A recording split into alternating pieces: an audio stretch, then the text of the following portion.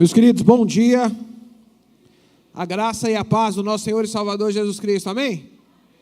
Bom estarmos aqui novamente, podendo não só viver na comunidade da fé, sentir o cuidado, o amor de Deus, através da vida dos irmãos, mas também de podermos nessa manhã, nos debruçarmos mais uma vez sobre a palavra de Deus ao nosso coração e ouvirmos aquilo que Ele tem para falar a cada um de nós. Quero convidar então você a abrir a sua Bíblia no livro de Lucas, capítulo 15. Lucas, Evangelho segundo Lucas, capítulo 15. Esse capítulo aqui é considerado os achados e perdidos da Bíblia. Começa falando sobre a ovelha perdida, depois sobre a moeda perdida e finaliza então contando a história do filho que se perdeu. Lucas capítulo 15, nós vamos ler a partir do versículo 11, nessa manhã, texto que servirá como base, então, para aquilo que Deus quer falar aos nossos corações. Evangelho segundo Lucas, capítulo 15, a partir do versículo 11. Jesus continuou: um homem tinha 2 filhos. O filho mais jovem disse ao pai: quero a minha parte da herança. E o pai dividiu os seus bens entre os filhos. Alguns dias depois, o filho mais jovem arrumou as suas coisas e se mudou para a terra distante, onde desperdiçou tudo o que tinha por viver de forma desregrada. Quando seu dinheiro acabou, uma grande fome se espalhou pela terra, e ele começou a passar necessidade. Convenceu um fazendeiro da região a empregá-lo, e este homem o mandou aos seus campos para cuidar dos porcos. Embora quisesse saciar a fome com as vargens dadas aos porcos, ninguém lhe dava coisa alguma. Quando finalmente caiu em si, disse: até os empregados do meu pai têm comida de sobra, e eu estou aqui, morrendo de fome. Vou retornar à casa do meu pai e dizer: pai, pequei contra o céu e contra o Senhor. Não sou mais digno de ser chamado seu filho. Por favor, trate-me como um de seus empregados. Então voltou para a casa de seu pai. Quando ele ainda estava longe, seu pai o viu. Cheio de compaixão, correu para o filho, o abraçou e o beijou. E o filho lhe disse: pai, pequei contra o céu e contra o Senhor, e não sou mais digno de ser chamado seu filho. O pai, no entanto, disse aos servos: depressa, tragam a melhor roupa de casa e vistam nele. Coloquem-lhe um anel no dedo e sandália nos pés. Matem um novilho gordo. Faremos um banquete e celebraremos, pois este meu filho estava morto e voltou à vida, estava perdido e foi achado. E começaram a festejar. Enquanto isso, o filho mais velho trabalhava no campo. Na volta para casa, ouviu a música, a dança, e perguntou a um dos seus servos o que estava acontecendo. E o servo respondeu: o seu irmão voltou e seu pai matou um novilho gordo, pois ele voltou são e salvo. O irmão mais velho se irou e não quis entrar. O pai saiu e insistiu com o filho, mas ele respondeu: todos esses anos tenho trabalhado como escravo para o Senhor e nunca me recusei a obedecer às suas ordens. E o Senhor nunca me deu nem mesmo um cabrito para eu festejar com meus amigos. Mas quando esse seu filho volta, depois de desperdiçar o seu dinheiro com prostitutas, o Senhor comemora, matando um novilho. E o pai lhe respondeu: meu filho, você está sempre comigo, e tudo que eu tenho é seu. Mas tínhamos de comemorar esse dia feliz, pois o seu irmão estava morto e voltou à vida, estava perdido e foi achado. Que Deus ele aplique em nosso coração a palavra dele lida nessa manhã. A primeira coisa que nós precisamos entender quando nós nos deparamos com um texto como esse aqui, é para quem que Jesus está dizendo essas palavras. As parábolas de Jesus, elas não simplesmente apontam para o reino de Deus, elas não simplesmente apontam para toda a obra salvífica de Deus e a forma amorosa e misericordiosa que Ele vem resgatar, mas de alguma forma também para falar ao coração daqueles que ouvem sobre verdades, que muitas vezes são desapercebidas, muitas vezes são esquecidas, ou em grande parte, muitas vezes, são ignoradas por cada um de nós. Quando Jesus está falando ali, aquela multidão, aquele povo que está ali são os religiosos da época. Ali estão os fariseus, ali estão os saduceus, ali estão os zelotes, ali estão os religiosos, ali estão os membros das comunidades eclesiásticas de Jerusalém. Um povo que se achava conhecedor das Escrituras, um povo que se achava conhecedor dos desígnios de Deus, um povo que se achava conhecedor daquilo que passava no coração do Senhor. E Jesus então agora reúne e diz: olha, eu vou contar uma história para vocês. Histórias de pessoas perdidas. Histórias de animais perdidos, histórias de coisas valiosas que foram perdidas. E dá a entender então que o que Jesus quer mostrar àquele povo é que eles também se perderam na sua caminhada e se perderam na sua jornada religiosa.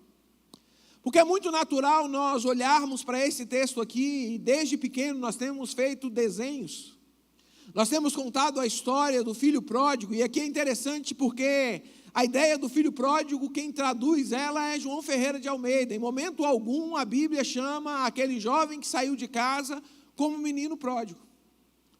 A grande verdade é que eu gosto de Timothy Keller, no seu livro Deus Pródigo, quando ele diz aqui que o esbanjador, o gastador, aquele que se dá e se entrega, não é o menino, mas é o próprio Deus, que manifesta a sua graça, que manifesta a sua misericórdia, que manifesta o seu amor, não a um filho perdido, mas a 2 filhos perdidos. Porque um está perdido na sua amoral, um está perdido no seu jeito de olhar e de ver a vida e de se esbanjar com as coisas desse mundo. Mas o outro filho está perdido na sua moralidade, em achar que o fato de fazer as coisas certas e viver da maneira certa lhe daria o direito de requerer algumas coisas do pai. Então está diante de nós aqui um texto onde nós temos 2 filhos perdidos. Mas um Deus cheio de amor, um Deus cheio de graça, um Deus cheio de compaixão, que não deixa pelo caminho nem o filho amoral que sai de casa, mas também não deixa de fora o filho moralista, que se perdeu mesmo estando perto do pai. Quando nós paramos esses dias para pensar sobre a ideia do ser e pertencer, é interessante que muitos de nós podemos estar dentro de uma comunidade de fé e não nos sentir pertencentes a essa comunidade de fé. Muitos de nós que estamos aqui nessa manhã podemos viver a nossa vida cristã, talvez porque fomos incentivados a caminhar com outras pessoas, nós gostamos do ambiente. Mas quantos de nós chegamos em alguns lugares que nós falamos assim: olha, nós não pertencemos a esse lugar. Parece que aquele sentimento de pertencimento ou de nós fazermos parte, ela não está presente em nosso coração. Eu queria que nessa manhã, então, nós pudéssemos olhar a vida desses 2 jovens e tentar ver se o nosso coração se encontra como o coração deles. Porque muitas vezes nós podemos estar aqui dentro e estarmos perdidos. Podemos estar aqui e não sermos parte daquilo que Deus tem feito, daquilo que Deus tem realizado na história do mundo. A primeira parte do texto trata do jovem que foi embora. E aqui eu acho interessante porque aquele jovem, ele acha que ele vai encontrar alguma beleza, ele acha que ele vai encontrar alguma vida. No seu coração ele nutre a ideia ou o sentimento de que ele conseguirá viver felicidade ou alegria ou realização plena longe do pai.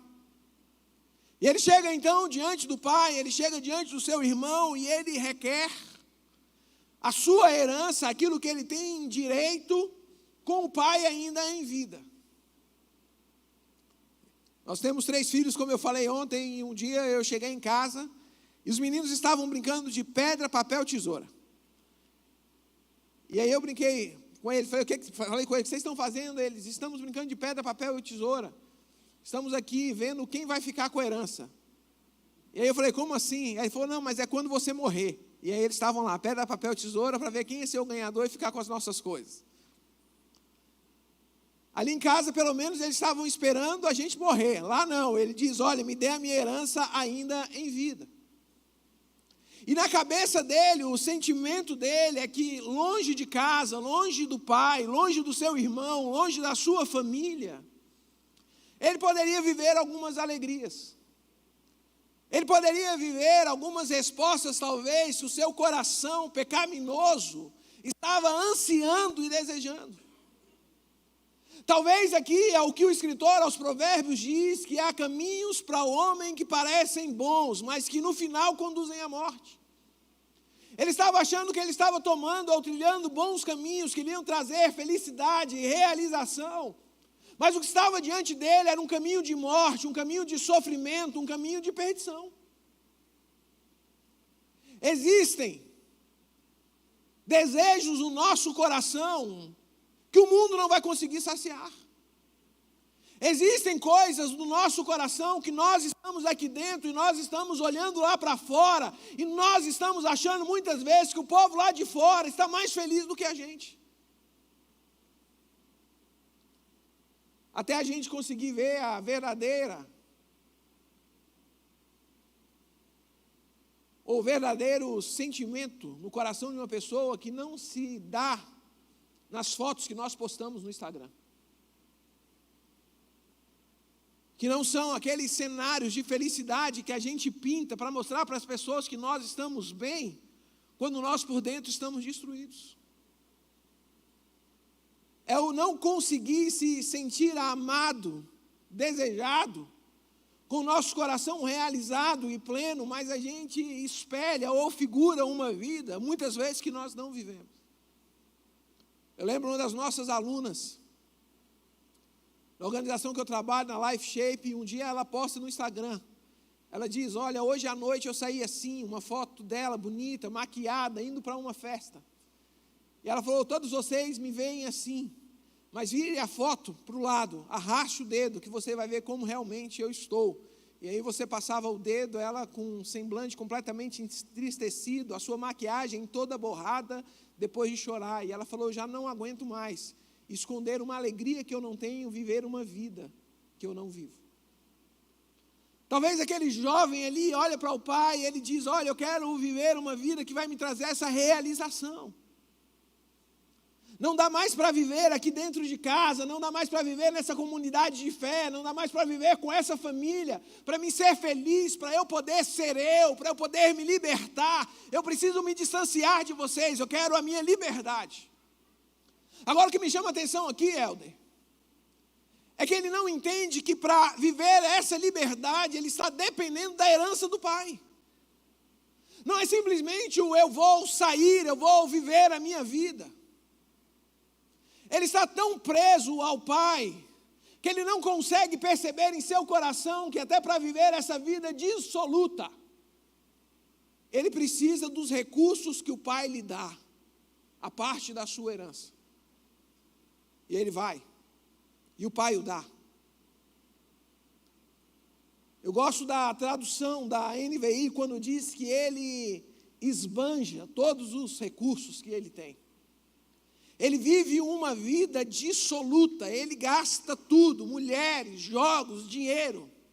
O seu irmão diz ali uma palavra, na prostituição. É como se ele estivesse procurando a sua alegria e a sua felicidade em tudo aquilo que o mundo pudesse lhe dar ou conceder. E ele gasta tudo. E ele não encontra. Eu fico pensando quantos aqui não conhecem irmãos, irmãs, que um dia falaram, eu vou ser mais feliz se eu estiver fora da comunidade de fé. E deram as costas e foram embora. Talvez olharam para a igreja e colocaram a igreja como um lugar opressor, o lugar do não pode, o do daqui não se pode viver, eu estou muito aprisionado, eu vou embora. E partiram. E por mais que a gente tivesse falado, olha, lá no mundo há morte, lá no mundo há tristeza, lá no mundo há destruição, lá no mundo há engano, lá no mundo há mentira. É como o salmista diz, eles tomaram a asa da alvorada e partiram para longe, tentando fugir da presença do Senhor. Isso aqui é tão sério que ele não simplesmente vive na mesma cidade do pai, mas ele vai para uma terra distante. Ele vai para um lugar longínquo, ele não quer ninguém sabendo da sua vida, ele não quer saber do seu pai, sabendo quais são as decisões que ele tomou. Porque não é simplesmente quando nós tomamos as nossas ações de pecado, ou se desagarrar de uma comunidade ou de uma família, mas a gente quer esconder também a vida que a gente vive. Em parte, porque a gente sabe que é uma decisão vergonhosa. Em outra parte, porque é aquilo que a gente muitas vezes diz, olha, eu quero ser dono da minha própria vida e eu não quero ninguém dando palpite naquilo que eu faço. Eu lembro uma vez, o irmão começou a frequentar a nossa igreja. E ainda em todo o seu processo de libertação, ele ainda era viciado em cigarro. E eu encontrei uma vez na rua e ele vinha fumando, e quando ele me viu de longe, eu olhei para ele, fiz assim com a mão, ele com o cigarro na mão, e ele botou o cigarro dentro da mão e fechou. Eu lembro que deu alguma dorzinha ali, porque a cara dele era a cara de que estava queimando. E aí eu falei, hoje eu vou parar para conversar com ele. Perguntei como é que estava a vida, a família, ele aqui com o cigarro na mão. E aí depois a gente terminou aquela conversa, eu falei, olha, você não precisa se envergonhar comigo se você não se envergonha com Deus, porque Deus é quem olha todas as coisas. E ele está vendo o irmão fumar. Deus abençoe e tenha um bom dia. E fui embora. Aquele jovem, ele vai para longe, ele vai para uma outra cidade, ele tenta se afastar da sua família, ele esconde aquilo que ele está vivendo. É quando nós partimos para longe, encontramos aqueles irmãos que faziam parte da nossa história e a gente passa para o outro lado. Porque talvez o sentimento que a gente tem é o sentimento de vergonha. Deles nos encontrarem, talvez perguntar para nós, olha, como está a vida está melhor agora que você está longe. Você conseguiu encontrar aquilo que você tanto procurava, longe do Senhor, longe de casa, longe do cuidado do Pai, longe do sustento do Senhor. E ele vai. Nesse mundo capitalista que nós vivemos, parece que a gente também está dando esses rompimentos. De dizer, olha, eu vou ser senhor da minha própria história, eu vou trabalhar para eu ter o meu próprio dinheiro. E parece que cada vez menos nós queremos depender das pessoas e cada vez menos nós queremos depender de Deus. Antigamente nós víamos pastores serem movidos no seu chamado, entendendo que Deus iria sustentá-los. Hoje, cada vez mais, nós estamos vendo pastores, missionários, retardando a sua ida ao campo, ou ao seu lugar de chamado, porque eles dizem, não, primeiro eu quero estabelecer a minha vida, primeiro eu quero ter recursos, eu não quero depender de ninguém, eu não quero depender de igreja, depois que eu me consolidar, então eu vou. Eu sei que muitos que vieram antes de nós sofreram, passaram as suas lutas, tiveram as suas dificuldades, por ter que conviver com gente. Igreja é gente. Gente com problemas, gente com coração caído, gente com seus pecados, gente com as suas histórias, gente com as suas tristezas. Diz que tem 3 grupos de pessoas que dá muito trabalho, que é gente, crente e parente. E o problema é que às vezes a gente encontra tudo isso na igreja, gente, crente e parente. Eu, por exemplo, já tive que ser pastor da minha família. Eu, por um tempo na igreja, eu pastoreei. O meu sogro é minha sogra. Mas a minha sogra, uma mulher muito boa. Melhor do que a minha sogra, só a sogra da Mariana. É isso, igreja. Me faz lembrar daquela irmã que chegou num gabinete e falou assim, pastor, eu vou embora dessa igreja. E aí o pastor falou, por quê? Ele falou, porque aqui tem muito problema, muita crise, povo difícil. Eu vou procurar uma igreja perfeita. E ele disse que o pastor falou assim, ajoelha aqui então, minha irmã, que eu vou dar a bênção para a irmã ir. E a irmã ali ajoelhada, ele colocou a mão no ombro dela e falou assim, Senhor, leve a tua filha em paz. Que ela tenha uma morte assim, tranquila, sem muita dor. E aí diz que ela começou assim, ele segurando, e falando assim, que seja rápida a morte dela. E ela, como assim, está orando para eu morrer? Ele falou, minha irmã, a igreja perfeita é só no céu. Que aonde Jesus é o pastor, o coral é de anjos, porque aqui não tem. Se a irmã encontrar uma igreja perfeita, não vá para lá, porque a irmã vai acabar com a perfeição da igreja. E às vezes a gente é assim.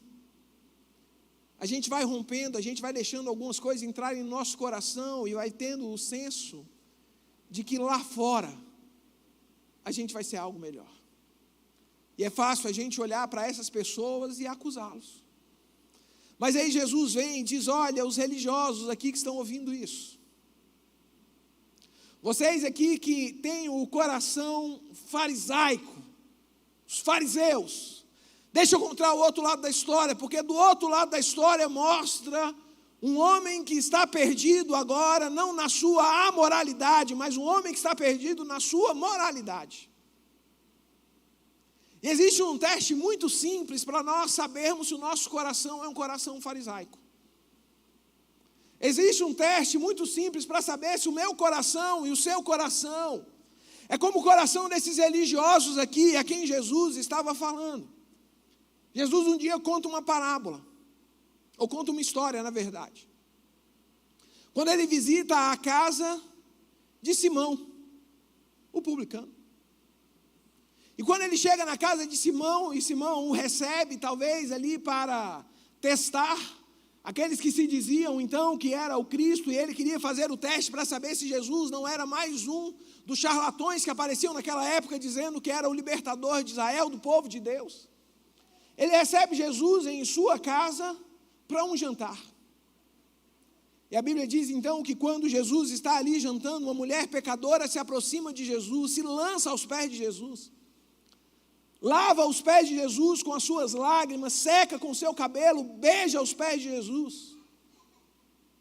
Simão está no umbral da casa, olhando a porta de longe, dizendo, olha, se esse homem realmente fosse um profeta, ele saberia quem está ali tocando, que essa mulher é uma pecadora. Aquele que conhece os corações, aquele que conhece o meu coração, aquele que conhece o seu coração, aquele que conheceu o coração de Simão, conta uma história a Simão. E diz Simão, existem dois homens, um com uma grande dívida e o outro com uma pequena dívida.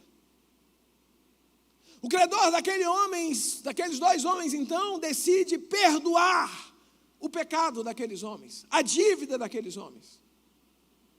Quem lhe deve ser mais grato? Aquele que teve uma pequena dívida perdoada ou que teve a grande dívida perdoada? Nós que estamos aqui nessa manhã, quem acha que o que teve a pequena dívida perdoada deve ser mais grato do que o teve a grande dívida perdoada? Levante uma de suas mãos, pode levantar bem alto. Quem acha que aquele que teve a grande dívida perdoada deve ser mais grato ao Senhor do que aquele que teve uma pequena dívida perdoada? Pode levantar a sua mão bem alto. Muito bem. Esses que levantaram as mãos, quase na sua totalidade, todos nós aqui, nós somos os fariseus. Porque esse era o pensamento também do fariseu.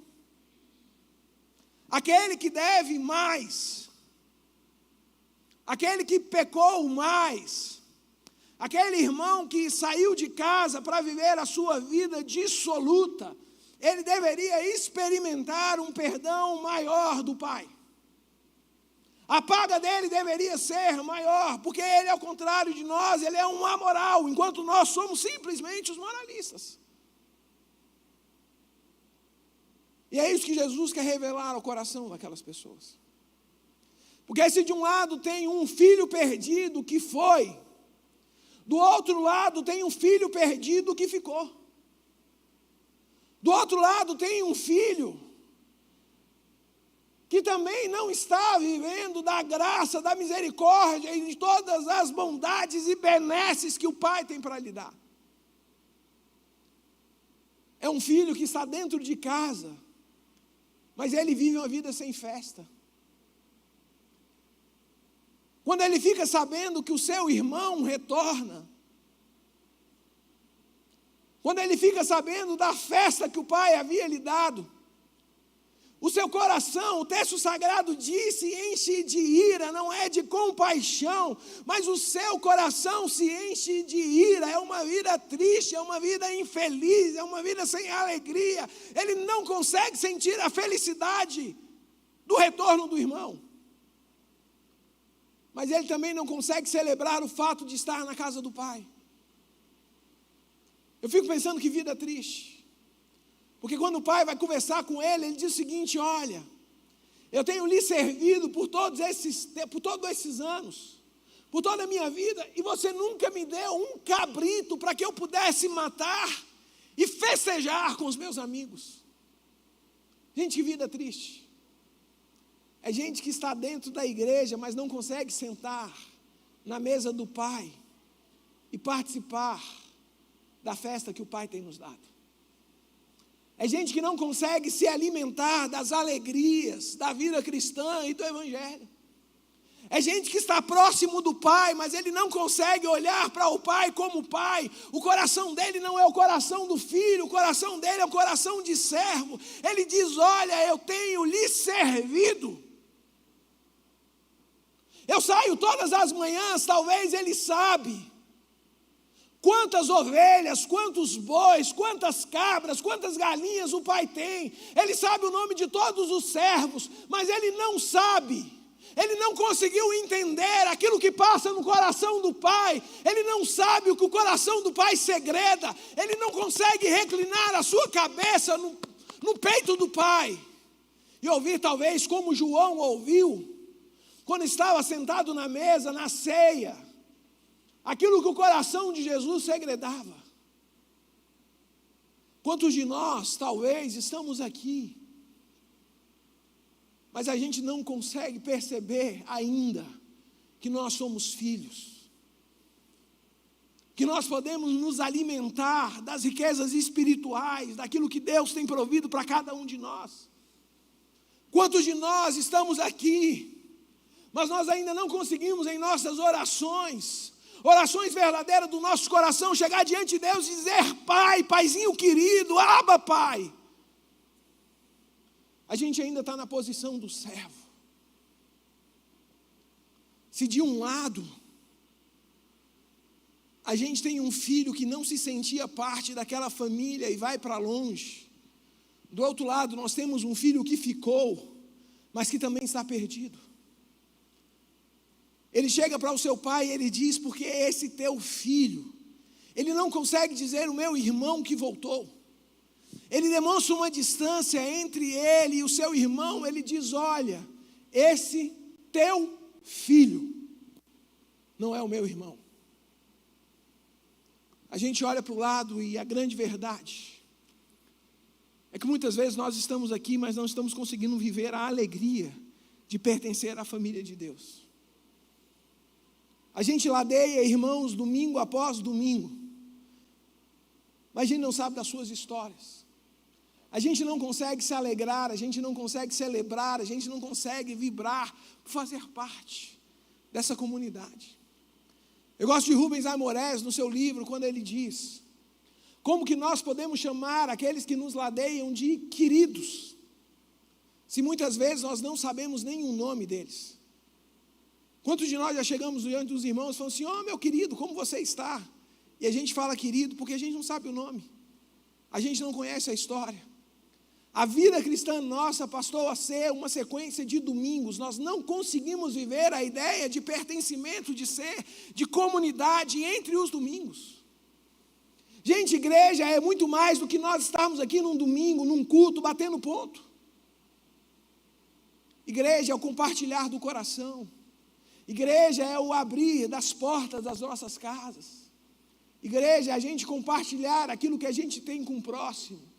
Igreja é nós sermos resposta às dores, tristezas, frustrações daqueles que dizem que fazem parte da nossa comunidade. Aquele jovem está ali, dentro de casa, mas perdido. Um filho perdido na sua amoralidade, mas o outro filho perdido na sua moralidade. Não tem certo aqui. Aqui os dois estão errados. Um porque partiu e deixou o pai para trás. O outro porque deixou o pai para trás, mesmo estando ao lado do pai. Mas qual é a atitude de Jesus quando nós estamos assim? E a grande alegria para nós é que existe um caminho de retorno. Aquele pai que deixou aquele filho ir, o Deus que permitiu que aquele primeiro jovem, na sua imoralidade, amoralidade, leviandade, partisse para longe, é o Deus que o encontra. E encontra aquele menino, sentado agora em meio aos porcos, fazendo lembrar que na casa do pai há vida, fazendo lembrar que na casa do pai há alimento, fazendo lembrar que nos braços do pai há compaixão, que nos braços do pai há graça, que nos braços do pai há perdão pelos nossos pecados. Porque é ali que ele olha e diz: na casa do meu pai, nem os servos dele são tratados dessa forma. Eu fico imaginando agora aquele jovem ali, depois de ter perdido tudo, chegado no fundo do poço, aonde não há mais esperança. Ele consegue olhar para o pai e ver que no pai há esperança, no pai há resposta, no pai há alegria, no pai há acolhimento, independente da vida que nós já vivemos. Eu fico imaginando ele ali, ensaiando o que vai dizer ao pai: olha, eu vou chegar lá e vou dizer: pai, eu pequei contra Deus, mas eu pequei contra o Senhor, já não sou mais digno de ser chamado seu filho, mas me acolha como um dos seus servos. E a hora que o coração dele se enche de esperança, é a hora que o Espírito Santo de Deus o toma no lugar mais perdido que ele podia estar. Aqui é como Jonas, que foge da presença do Senhor e vai parar no ventre de um peixe. Eu gosto de Stênio Márcio quando ele diz: a milhares de léguas submarinas Deus encontra Jonas. É como o salmista fala no Salmo 139, ainda que eu me esconder no mais profundo abismo, o Senhor ali estará. E o Senhor estava com ele.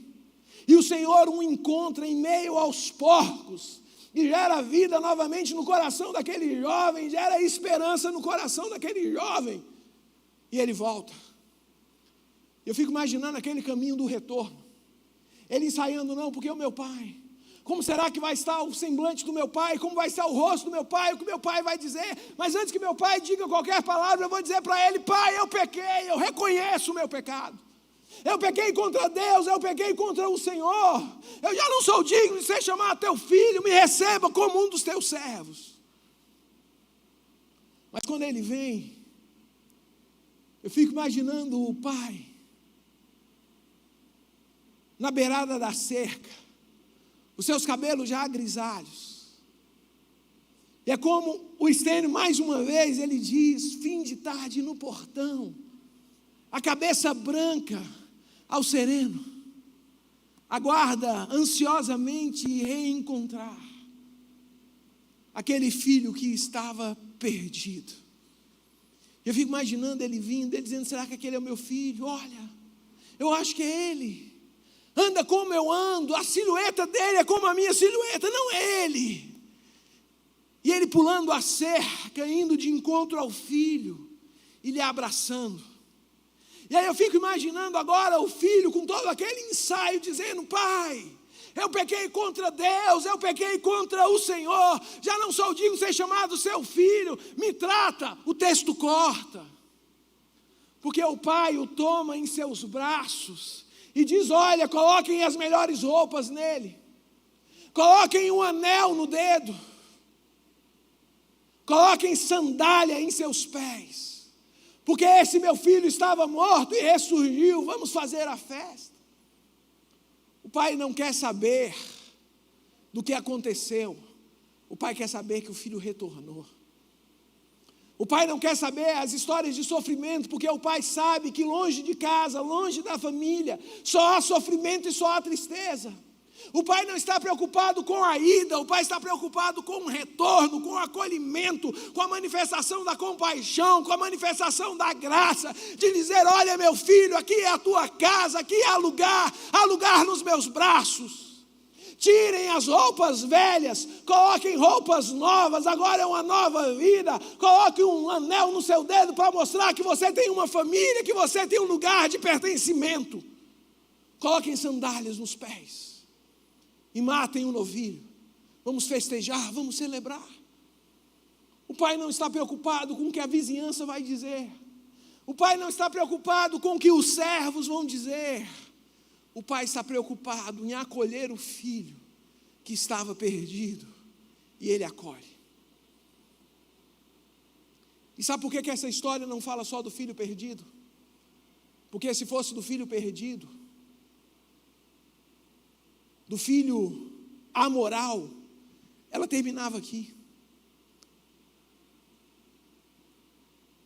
Mas essa história não termina aqui, gente. Apesar de não se falar novamente do pai e do menino que saiu. Porque agora o pai encontra o outro filho que está perdido. É aquele também que estava fora de casa, trabalhando longe, fazendo muito, mas não convivendo com o pai. Eu fico imaginando aquele jovem todos os dias antes do sol nascer, saindo. Naquela ideia de que eu estou fazendo muitas coisas, e fazendo muitas coisas eu vou agradar o pai. Aquele menino que só faz, mas não tem um relacionamento, não tem a vida. E ele volta já à noite, e quando ele volta, a casa está em festa. E ele diz: o que está acontecendo? Por que esse povo está celebrando? Por que eu não fui convidado? E aqui é um negócio interessante. Porque eu fico pensando se nós precisamos de convite para a gente poder celebrar na nossa própria casa. Ele encontra um dos servos, e meio tímido, envergonhado de entrar na sua própria casa, ele pergunta para um dos seus servos o que está acontecendo ali. E o servo diz: olha, o seu irmão retornou, o seu irmão estava perdido, e ele voltou são e salvo, e nós estamos comemorando. Seu pai mandou chamar a banda da cidade, mandou matar o novilho, mandou chamar todo mundo, é alegria, é festa, entre, vá celebrar com a sua família. E ele diz: não. E chega aos ouvidos do pai que o filho moralista agora não quer entrar e participar da festa, da celebração do filho amoral. Mas o pai também veio ao seu encontro. Ele fala assim: meu filho, o que está acontecendo? E a resposta dele é: porque esse teu filho gastou tudo que tinha em prostituição e agora você o recebe. Mas o pai também trata o coração daquele ali que está perdido. Entenda que se ele diz: olha, é o teu filho, o pai agora olha para ele e diz: não, não é o teu filho, é o teu irmão que estava morto e voltou à vida. É o teu irmão que estava distante e agora retornou. É o teu irmão que voltou a fazer parte, pertencer à nossa família. Mas eu tenho servido ao Senhor, e o Senhor nunca me deu um cabritinho para que eu pudesse matar e celebrar com os meus amigos. E o pai olha para ele e diz: filho, eu não estou entendendo. Será que você não conseguiu entender ainda que tudo o que eu tenho é teu? Você não precisa pedir nada. Faz o seguinte, meu filho: tira essa sandália do pé, deita no sofá, liga a televisão, vai ver o jogo do Flamengo, manda um desses meninos aí assar a picanha, trazer para você, bota a Coca-Cola na geladeira, vai celebrar a vida, vai festejar. Tudo isso aqui é seu. Tudo isso aqui é seu. Eu chego na casa da minha mãe, e a gente foi criado de uma forma que a gente não podia abrir a geladeira das pessoas. A gente não entra para dentro das casas das pessoas sem ser convidado. Foi assim que minha mãe me criou, mineira. Mas na nossa casa a gente vai lá, abre a geladeira. Até hoje, quando eu vou na casa da minha mãe, eu abro a geladeira. Eu olho o que tem lá dentro. Minha mãe faz um biscoito de polvilho frito, que é uma coisa maravilhosa. Eu ligo para ela e falo: mãe, eu vou aí, eu quero biscoito. E ela faz biscoito, café. E a gente chega lá, a mesa assim está repleta. A minha irmã casou com um menino lá. E aí eu chego para ele e falo assim: olha, você vai comer aqui a comida que minha mãe está fazendo para mim. Isso aqui é meu, mas eu vou dar um pouquinho daquilo que ela está fazendo para mim, para você. Porque você está comendo aqui é das migalhas que caem na mesa que a minha mãe fez para mim. E nem é, às vezes está fazendo para ele. Mas a gente chega e diz: olha, você é cunhado, você não faz parte da família. Você está distante. Aqui é a gente. Aquele menino não tinha essa alegria. A alegria de sentar na mesa, de chamar os amigos e falar assim: olha, vamos todo mundo lá para casa. Porque meu pai tem muitas riquezas, o meu pai tem muitas coisas, a fazenda é grande. Aquele menino não entendeu que dentro do limite da fazenda, ele podia usufruir de uma vida feliz e de uma vida alegre. Que dentro dos limites da fazenda, que dentro dessa comunidade aqui, existe um lugar que nós podemos nos alegrar e que nós podemos celebrar, que faz parte da vida cristã. Toda a boa dádiva de Deus sendo derramado sobre as nossas vidas. Eu lembro a primeira vez que eu viajei de avião, viajei sozinho. Fui para a casa de uma tia minha mãe me mandou. Eu lembro que minha mãe não tinha me dado dinheiro para aquela viagem e o povo passou oferecendo comida.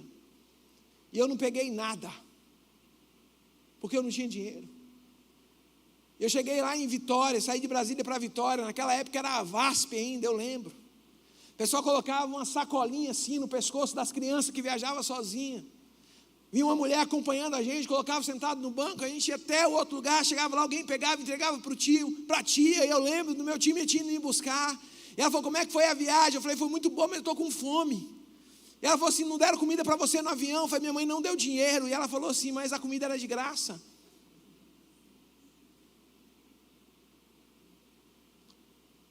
A comida era de graça.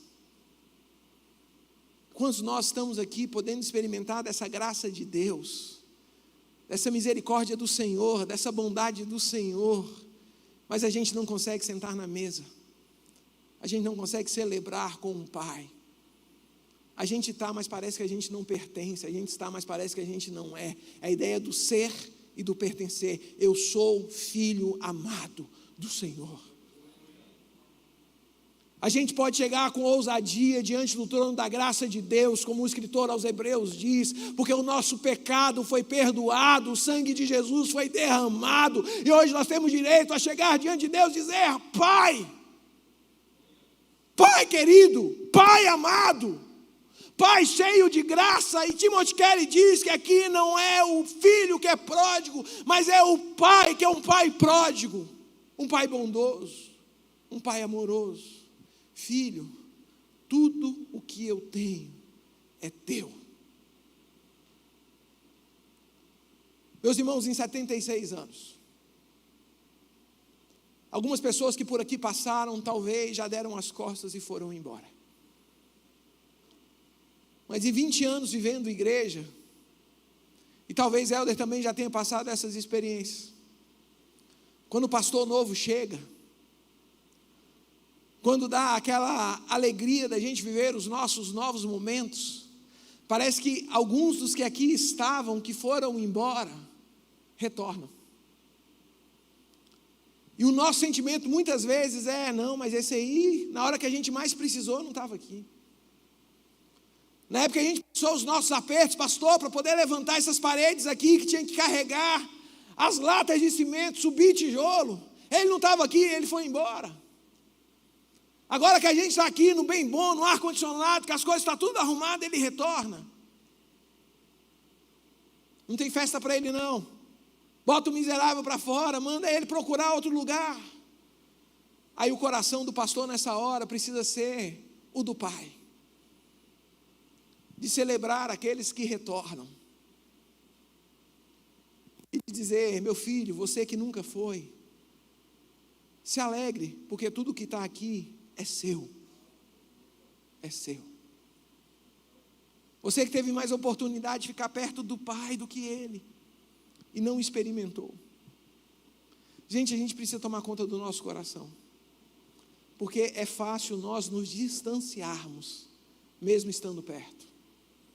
É fácil nós nos sentirmos sozinhos, mesmo sentados em uma mesa, rodeado de pessoas compartilhando da graça e da misericórdia do Senhor, e a gente olha tudo aquilo e diz, gente, por que está acontecendo tudo isso lá? Mas eu não estou vendo acontecer isso aqui dentro do meu coração. Mas eu quero dizer para você nessa manhã, nós temos um Deus que acolhe, tanto os que foram, mas acolhe também aqueles que ficaram. A gente tem um Deus que abraça os grandes pecadores, mas um Deus também que abraça os moralistas. Não é porque a gente não peca que a gente é merecedor. A gente é merecedor por causa da graça daquele que nos amou, da graça daquele que nos salvou. Ser e pertencer. É um convite. É um convite para aqueles que estão lá fora, mas é um convite também para aqueles que estão aqui dentro. É um convite para aqueles que se distanciaram do Pai de forma física, mas é um convite também para aqueles que se distanciaram do Pai de forma espiritual, mesmo assentado nos bancos da igreja. Ser, pertencer. E glória a Deus, porque a gente tem um Pai que se debruça no portão para aguardar, mas a gente também tem um Pai que sai da festa para nos convidar para entrar para a festa que Ele mesmo está dando. Glória a Deus por isso. Vamos orar? Pai,